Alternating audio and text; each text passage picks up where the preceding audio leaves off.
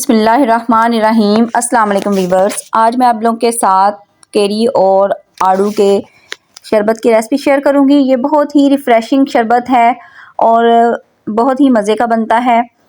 एक दफ़ा आप बना के पियेंगे तो बार बार पीने को दिल करेगा। आड़ू लिए हैं, केरी ली है, एक चीनी, पुदीने के पत्ते और काला नमक। तो इधर मैंने आड़ू और केरी को छील के तो इनके पीसेस कर लिए हैं, पल्प बस हमें चाहिए इसका दोनों का। चैनल पे नए हैं तो सबसे पहले इसको सब्सक्राइब कर दें, वीडियो अच्छी लगे तो लाइक भी कर दीजिएगा। तो अब हमने इन सब चीज़ों को बारी बारी जग में डालते जाना है। केरी ली है, अब पुदीने के पत्ते ये डाल दिए हैं। इसके बाद इसमें मैं डाल रही हूँ आड़ू का पल्प।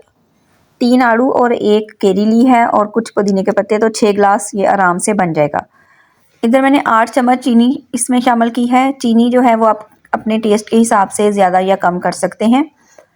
तो बाकी ये 1 चम्मच मैंने इसमें डाला है काला नमक का। इसमें अब 1 गिलास पानी का शामिल करूँगी और इसको अच्छे से ग्राइंड कर लेंगे हर चीज़ को।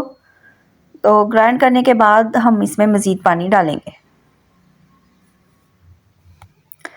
ये देखें, ये ग्राइंड होने के बाद मैंने इसमें 4 गिलास पानी और डाल दिया था, जग भर लिया है पानी के साथ।